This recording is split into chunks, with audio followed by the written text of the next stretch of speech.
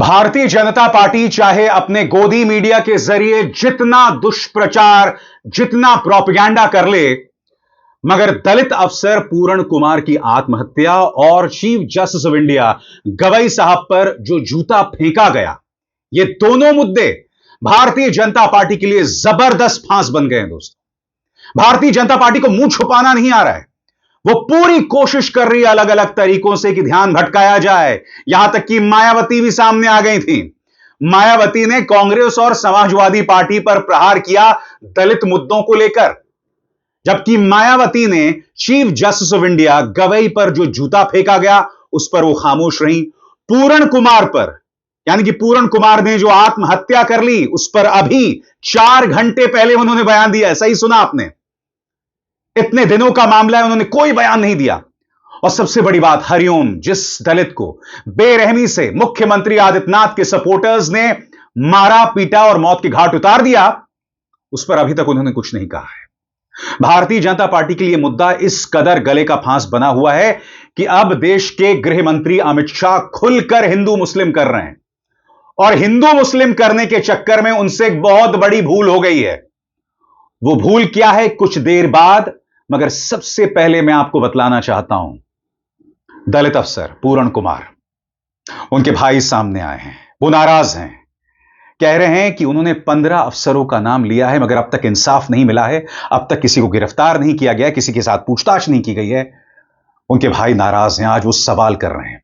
सुनिए, एक नाराज भाई अपने मृत आईपीएस अफसर के बारे में, अपने मृत भाई जो कि एक आईपीएस अफसर थे, उनके बारे में क्या कह रहे हैं। ठीक है, हमारे साथ धक्का हो रहा है, एक डीजीपी लेवल का बंदा, ठीक है, 5 दिन हो गए हमें इंसाफ नहीं मिला, आप लोग हमारे साथ रहना।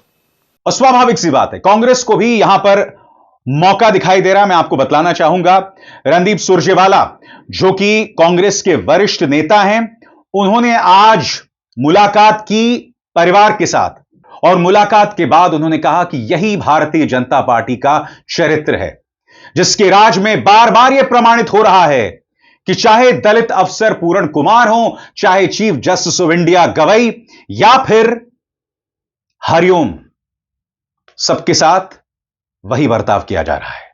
सुनिए रणदीप सुरजेवाला क्या कह रहे हैं।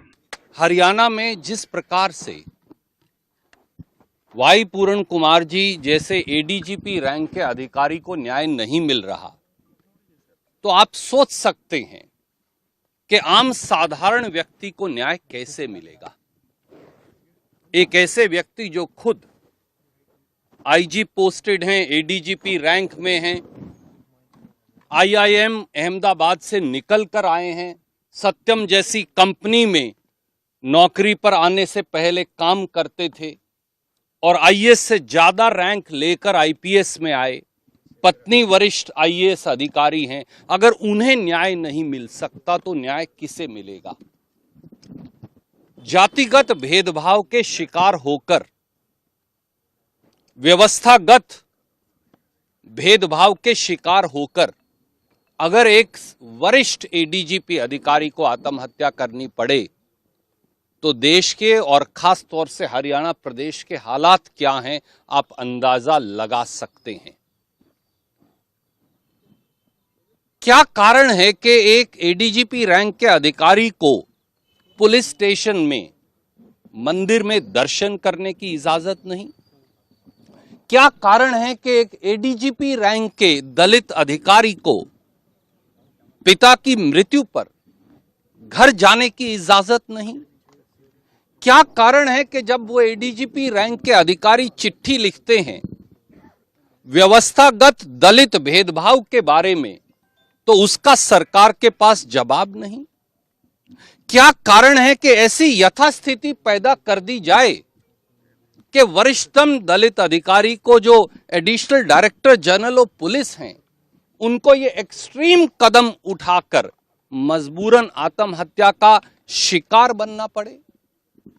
ये प्रश्न हैं जो समाज के हर व्यक्ति को अपने जहन में रखकर पूछने पड़ेंगे। सबसे बड़ी बात दोस्तों, कांग्रेस यह सवाल उठा रही है कि आईपीएस अफसर पूरण कुमार जी का जो पार्थिव शरीर है वो सेक्टर 16 से पीजीआई अस्पताल क्यों ले जाया गया। जबकि उनके परिवार की रजामंदी नहीं थी। आज यह सवाल कांग्रेस पूछ रही है और मैं आपको बतलाना चाहता हूं कि पोस्टमार्टम भी रुका हुआ था। कम से कम इस वक्त जब मैं कार्यक्रम रिकॉर्ड कर रहा हूं, परिवार नाराज था। सुनिए चंडीगढ़ के डीजीपी सागर प्रीत हुडा क्या कह रहे हैं। आज अहम सवालों के जवाब उनसे देते नहीं बन रहा है। सुना जाए सागर प्रीत हुडा की बात। से हमने फैमिली से हमने रिक्वेस्ट की है कि आप जल्दी से जल्दी पोस्टमार्टम कराएं। सर अभी क्या रीजन दे रहे हैं उनका क्या कहना है? उनके अपने कुछ ग्रीवांसेज हैं, कुछ पॉइंट्स हैं, उन पे हम बात कर रहे हैं और हम समझाने की डीजीपी साहब सस्पेक्ट्स का नाम आप सस्पेक्ट कॉलम में क्यों नहीं दे रहे? जो फैमिली की डिमांड है इन्वेस्टिगेशन अभी चल रहा है, इन्वेस्टिगेशन ऑन है। स्पेशल इन्वेस्टिगेशन टीम बना दी गई है, आईजी साहब उसको हेड कर रहे हैं और उसमें इन्वेस्टिगेशन की जो प्रक्रिया है वो चली हुई है और वो एसआईटी अपना काम कर रही है और जैसा कोई फर्दर अपडेट होगा आपके साथ शेयर किया जाएगा। एसएसपी चंडीगढ़ कमरदीप कौर कह रही हैं कि इस वक्त हम पीजीआई अस्पताल के बाहर खड़े हैं और सरकार की रजामंदी के बाद ही पोस्टमार्टम शुरू होगा। जैसा कि मैंने आपको बताया दोस्तों, पोस्टमार्टम को लेकर इस वक्त विवाद बना हुआ है, नाराजगी बेतहाशा है। जिस तरह से पूरे मामले को हैंडल किया गया है, इसको लेकर नाराजगी बनी हुई है। सुनिए क्या कह रही हैं कंवरदीप कौर। तो आज यहाँ पे हम पीजीआई में मोर्चरी के बाहर खड़े हैं और फैमिली की कंसेंट के बाद ही पोस्टमार्टम शुरू होगा। अभी फैमिली से मैसेज आना बाकी है। यहाँ पे सारे डॉक्टर्स और टीम्स हैं, मौजूद हैं, बट फैमिली की कंसेंट के बिना कोई भी कार्रवाई हो नहीं सकती है, लीगली भी पॉसिबल नहीं है। तो फैमिली की कंसेंट की वेट की जा रही है। ठीक है मैम, इसके अलावा अभी तक जांच कहां तक पहुंची है? हालांकि एसपी रोहतक को हटा दिया गया है, ये सामने इन्वेस्टिगेशन अभी चल रही है। आज का हमारा मुद्दा जो पोस्टमार्टम का था, तो उसके बारे में बताना चाहती हूँ कि फैमिली जैसे ही हमें गो अहेड देगी, फैमिली यहाँ पे आएंगे, स्टेटमेंट्स रिकॉर्ड होती हैं, पूरा प्रोसीजर है, उसके बाद ही कोई कार्रवाई आगे की जाएगी। किसी तरह की जानकारी परिवार को कोई मेंबर आ सकता है, संभावित है भी आपकी? जी, जैसे ही हमें जो भी परिवार बोलेगा उसी के हिसाब से करेंगे और परिवार हमें जो भी इंटीमेट करेगा अभी वो हम आपको बता देंगे। इस बीच जिस तरह से chief justice of India Gavai साहब पर जूता फेंका गया, उसको लेकर आज कांग्रेस ने मोर्चा बुलंद किया दिल्ली में। जैसे कि आप देख सकते हैं दोस्तों, उसके खिलाफ आज प्रदर्शन हो रहा है और स्वाभाविक सी बात है, कांग्रेस हो, समाजवादी पार्टी हो या तेजस्वी यादव, इस प्रदर्शन को और उग्र करना चाहते हैं, क्योंकि कहीं ना कहीं कांग्रेस ये मुद्दा उठा रही है कि जब भाजपा का एक प्रवक्ता भाजपा के प्रचार तंत्र के उस गुर्गे के साथ दिखाई देता है जिसने chief justice of India Gavai साहब के बारे में भड़काऊ बयान दिया था, तो कहीं ना कहीं यह मुद्दा परात में सौंप कर रख दिया है भाजपा ने कांग्रेस को और विपक्ष को। सुनिए किस तरह का प्रदर्शन हो रहा है दिल्ली के अंदर। बैरिकेडिंग पर चढ़ते हुए बैरिकेडिंग पर चढ़ने की हाथ दे दो मेरे को, चोट लगेगी। आप कैसे रास्ता बनवाओ, आपको काम है, वहां तक जाऊंगा, आप लड़ाई कर रहे हो, हटवाओ, खुलवाओ इसको, खुलवाइए, हम जाएंगे, हम जाएंगे, अपन दिलवाओ, ये खोलो।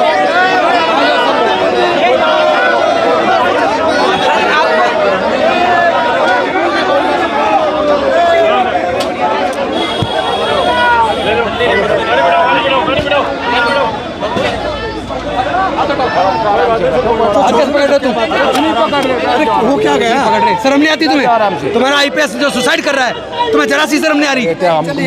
और आगे बढ़ने से पहले एक जरूरी संदेश, मेरे कार्यक्रमों के लिए आप नोटिफिकेशन का इंतजार मत कीजिए, मेरे चैनल में जाइए और खुद जाकर कार्यक्रम देखिए और रहिए अपडेटेड। और हां, ज्वाइन कीजिए मेरा चैनल, देखिए यह जरूरी संदेश।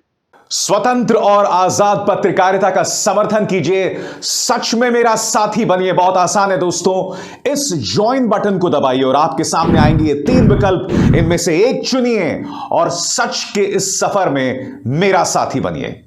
और सिर्फ दिल्ली ही नहीं दोस्तों, जैसा कि आप इस तस्वीर में देख सकते हैं, फरीदाबाद में भी कांग्रेस के नेताओं ने कई जगहों पर प्रदर्शन किया। देखिए किस तरह से चीफ जस्टिस ऑफ इंडिया के पक्ष में आवाजें उठाई जा रही हैं। भाजपा सरकार मुर्दाबाद, मुर्दाबाद। दलित विरोधी भाजपा सरकार मुर्दाबाद, मुर्दाबाद। दलित विरोधी शर्म करो, शर्म करो, शर्म करो। सरकार हाय हाय हाय हाय हाय। पूरन कुमार को न्याय दो, न्याय दो, न्याय दो। अमृत कुमार को न्याय दो। बीजेपी मुर्दाबाद, बीजेपी मुर्दाबाद, बीजेपी मुर्दाबाद, बीजेपी मुर्दाबाद। दलित को दबाना बंद करो, दलितों पे अत्याचार बंद करो। बीजेपी मुर्दाबाद, बीजेपी मुर्दाबाद। और स्वाभाविक सी बात है दोस्तों कि भारतीय जनता पार्टी के पास बस एक ही जवाब है। अब देश के गृह मंत्री अमित शाह खुल के हिंदू मुस्लिम करने आ गए हैं, मगर हुआ यह कि उन्होंने जब इस पर अपना बयान दिया कि किस तरह से मुसलमानों की आबादी बढ़ रही है, तो उनसे गलती से एक ऐसा ट्वीट हो गया जिसको लेकर विपक्ष उन पर लगातार प्रहार कर रही है। उनसे गलती से क्या ट्वीट हुआ जिसे उन्होंने हटाया, मगर कांग्रेस को मुद्दा बन गया। कांग्रेस उन पर ताना कस रही है, उनकी खिंचाई कर रही है। सबसे पहले देखिए गलती से अमित शाह ने क्या कह दिया आपके स्क्रीन पर। आजादी के बाद हुई जनगणना में 1991 में हिंदू 84%, मुस्लिम 9.8%, 71 में हिंदू 82, मुस्लिम 11, 91 में हिंदू 81, मुस्लिम 12.2, 2011 में हिंदू 79, मुस्लिम 14.2। भारत में मुस्लिम आबादी 24.6% हो गई। यह वृद्धि घुसपैठ के कारण हुई। केंद्रीय गृह और सहकारिता मंत्री श्री अमित शाह, रागिनी नायक ने इस पर प्रहार किया। और रागिनी नायक क्या कह रही हैं? इसे कहते हैं अपने पैर कुल्हाड़ी पर मारना। घुसपैठियों ने देश में घुस घुस के मुसलमानों की आबादी आपके कार्यकाल यानी भाजपा के कार्यकाल में 10% बढ़ा दी गृह मंत्री जी, और आप झुनझुना बजाते रह गए, इसलिए ट्वीट डिलीट करके भागना पड़ा। जी हां, क्योंकि अमित शाह के अगर इस ट्वीट पर निगाह डालें तो कहीं ना कहीं वो ये कह रहे हैं कि उनके कार्यकाल में घुसपैठियों की वजह से आबादी 10% और ज्यादा बढ़ गई। दरअसल इसे हटाकर फिर अमित शाह ने एक और ट्वीट किया जो मैं आपके सामने पेश करना चाहता हूं।